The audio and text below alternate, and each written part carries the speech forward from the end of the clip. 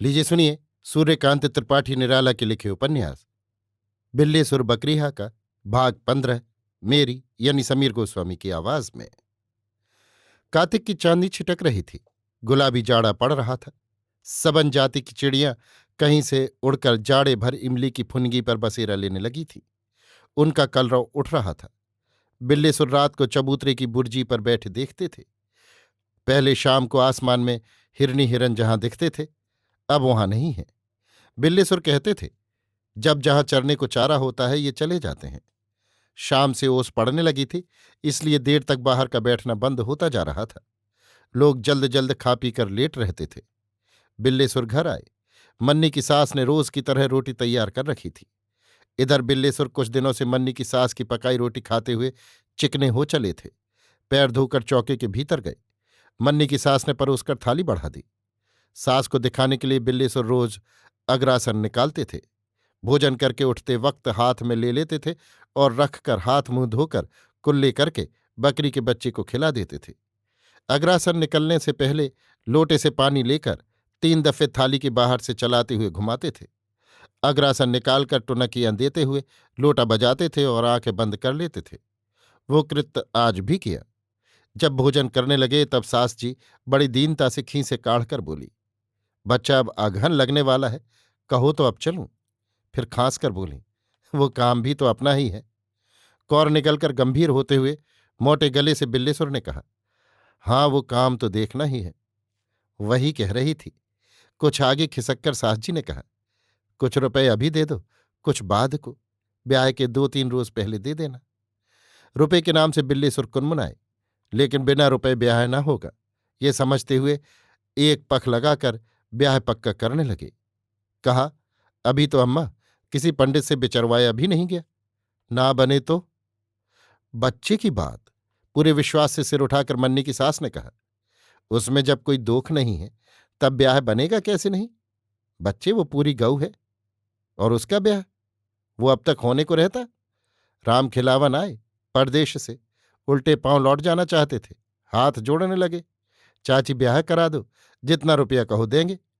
अच्छा भाई, लड़की की अम्मा को मनाकर कुंडली से बिचरवाने गए, फट से बन गया। लड़की की अम्मा को 300 नकद दे रहे थे, पर शिष्टा की बात। लड़की की अम्मा ने कहा, मेरी बिटिया को परदेश ले जाएंगे, फिर कभी इधर झांकेंगे नहीं। बीमारी आरामी, बूंद भर पानी को तरसूंगी। रुपए लेकर मैं क्या करूंगी। बना बनाया ब्याह उजड़ गया। फिर चुकंदरपुर के जमींदार राम नेवाज आए, उनसे भी ब्याह बन गया। जब फलदान चढ़ने का दिन आया तब लड़की की अम्मा को उनके गांव के किसी पट्टीदार ने भड़काया कि राम नेवाज अपने बाप का है ही नहीं। बस ब्याह रुक गया। कितने ब्याह आए, सब बन गए, लेकिन कोई न हो पाया। बिल्लेसुर को निश्चय हो गया कि लड़की के खून में कोई खराबी नहीं। उन्होंने संतोष की सांस छोड़ी। मन्नी की सास का भावावेश तब तक मंद न पड़ा था।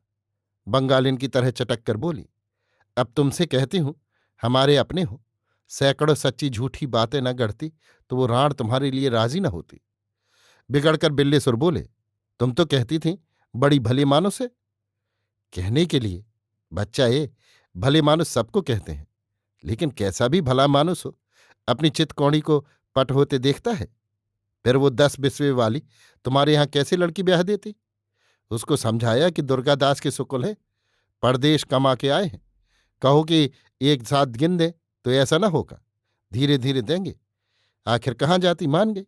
तुमसे इसीलिए कहा 30 रुपए ब्याह से पहले दो, फिर धीरे धीरे मदद करते रहो। साजी टकटकी बांधे बिल्लीसुर को देखती रही। इतने कम पर राजी न होना मूर्खता है समझकर बिल्लीसुर ने कहा, अच्छा कल कुंडली और 1 रुपया लेकर चलो।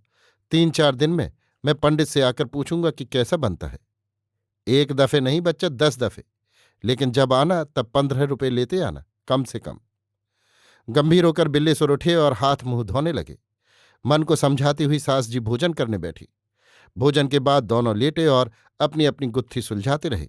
किसी ने किसी से बातचीत न की। फिर वे सो गए। पौ फटने से पहले जब आकाश में तारे थे, मन्नी की सास जगी और बिल्लीसुर को जगाने के इरादे से ऊंचे स्वर से राम राम जपने लगी। बिल्लीसुर उठकर बैठे और आंखें मलकर स्नेह सूचित करते हुए पूछा, अम्मा क्या सवेरे सवेरे निकल जाने का इरादा है। मन्नी की सास ने आंखों में आंसू भरे कहा, बच्चा अब देर करना ठीक नहीं। पिछले पहर चलूंगी तो रात होगी, काम न होगा। बिल्लेसुर ने अंधेरे में टटोलकर संदूक में रखी कुंडली निकाली और सास जी को देते हुए कहा, देखिएगा कहीं खो ना जाए। नहीं बच्चा, खो क्या जाएगी, कहकर सास जी ने आग्रह से कुंडली ली। बिल्लेसुर ने टेंट से 1 रुपया निकाला, सास जी के हाथ में रखकर पैर छुए, कहा, ये तुम्हें कुछ दे नहीं रहा हूं। क्या मैं कुछ कहती हूं बच्चा? असंतोष को दबाकर मन्नी की सास घर के बाहर निकली, रास्ते पर आकर एक सांस छोड़ी और अपने गांव का रास्ता पकड़ा। अब तक सबेरा हो चुका था।